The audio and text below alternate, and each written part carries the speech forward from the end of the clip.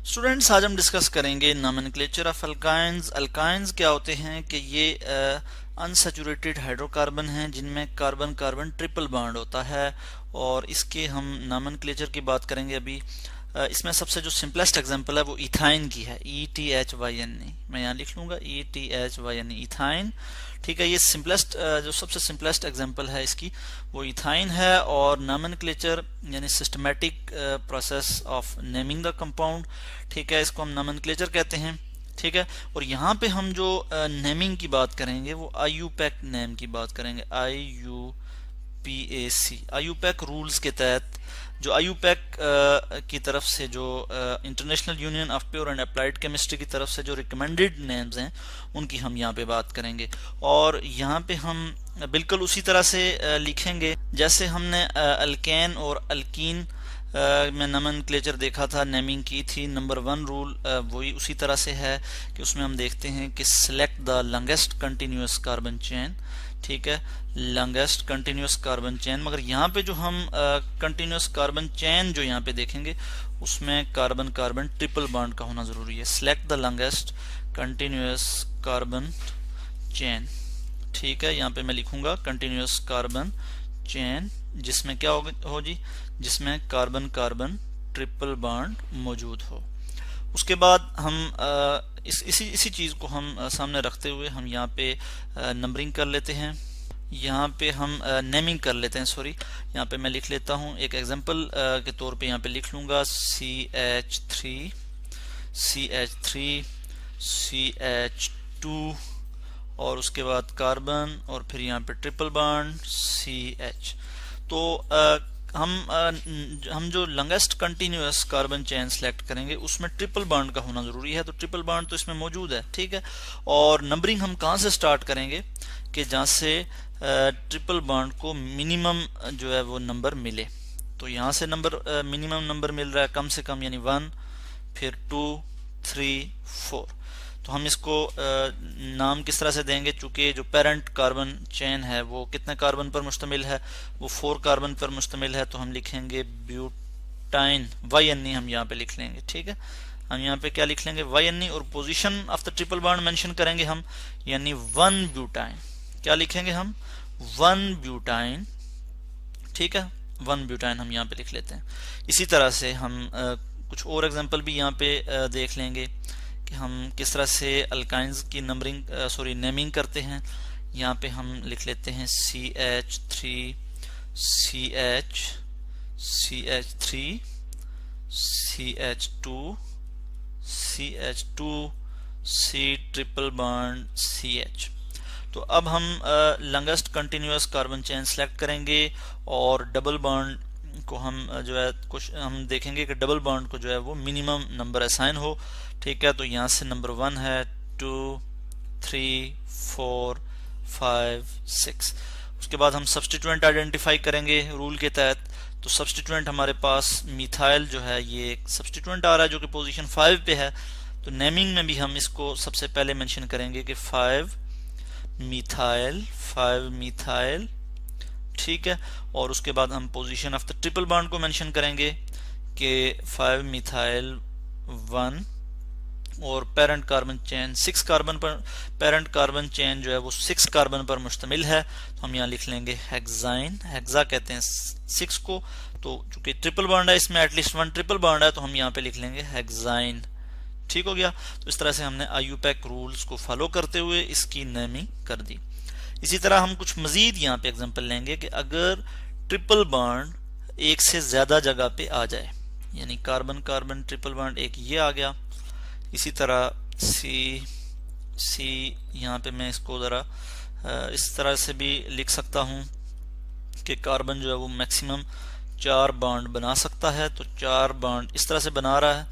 ठीक है, C, उसके बाद ट्रिपल बॉन्ड C, और फिर यहाँ पे एक हाइड्रोजन, तीन बॉन्ड ये कार्बन इस कार्बन के साथ बना रहा है और एक बॉन्ड जो है इस हाइड्रोजन के साथ बना रहा है। तो अब हम नंबरिंग अगर यहाँ पे देंगे तो यहाँ से देंगे, कहाँ से देंगे, यहाँ से देंगे या यहाँ से देंगे। तो ये आप देख सकते हैं कि दोनों साइड पे position of the triple bond जो है वो आइडेंटिकल है। यहाँ से भी कार्बन 1 पे आ रही है और यहाँ से भी। तो हम कहीं से भी दे सकते हैं। चलो हम यहाँ से दे देते हैं 1 2 3 4 5 6। पोजीशन 1 और 5 पे ट्रिपल बॉन्ड मौजूद है, तो हम यहाँ पे लिखेंगे 1 5। पेरेंट कार्बन चेन क्या है जी, कितने कार्बन पर मुश्तमिल है, 6 कार्बन पे, तो हम लिखेंगे हेक्सा। हेक्सा कहते हैं 6 को, तो हेक्स ए नहीं लिखेंगे हम, हाँ हम यहाँ पे ए लिखेंगे हेक्सा।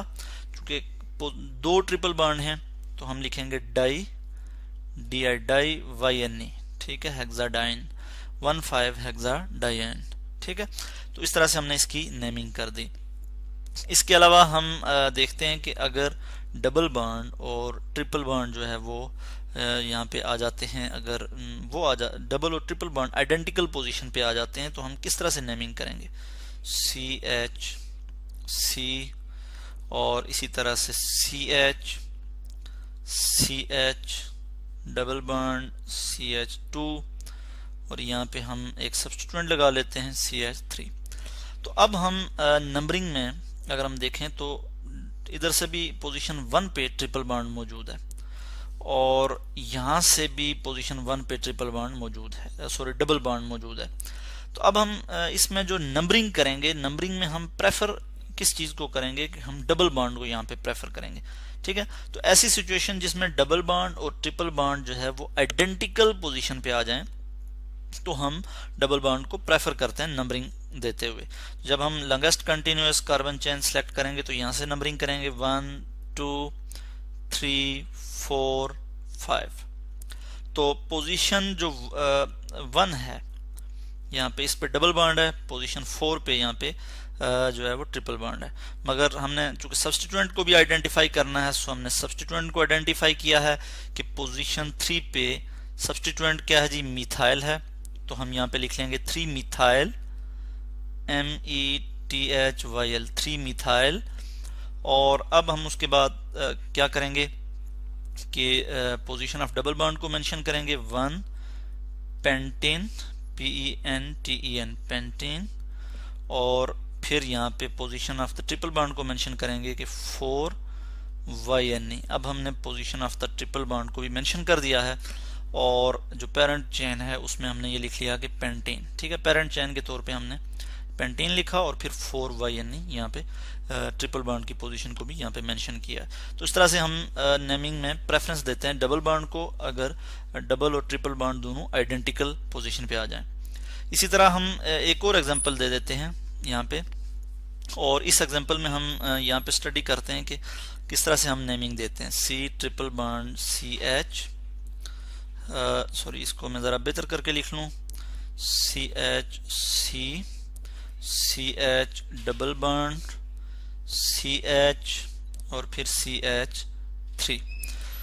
और इसी तरह की एक और एग्जांपल है, उसमें हम यहाँ लिखेंगे CH2 double bond CH C triple bond C, इसी तरह से CH3। तो अब हम इन दोनों को नाम देंगे। तो इसको हम किस तरह से नेमिंग करेंगे कि यहाँ पे डबल बॉन्ड पोजीशन 2 पे आ रहा है, 1 2 3 4 5, और ट्रिपल बॉन्ड पोजीशन 1 पे आ रहा है। तो हम यहाँ पे इसको इस तरह से नेमिंग देंगे कि हम ट्रिपल बॉन्ड चूंकि पोजीशन 1 पे आ रहा है, तो इसको हम इस तरह से नेमिंग दे देंगे कि 1 नंबरिंग दे देंगे 1 2 3 4 5। तो हम यहाँ पे लिख लेंगे 3 पे पोजीशन, हम डबल बॉन्ड की पोजीशन को मेंशन करेंगे, और साथ 5 कार्बन है, तो पेरेंट चेन के तौर पे हम 5 कार्बन को भी इसके साथ लिख लेंगे, यानी पेंटीन, ठीक है। और position of the triple bond mention कर लेंगे 1 पे है ट्रिपल बॉन्ड, 1 YNE। इसी तरह से अगर हम यहाँ पे देखें इस केस में, तो यहाँ पे डबल बॉन्ड जो है 1 पोजीशन 1 पे आ रहा है, यहाँ पे 1 2 3।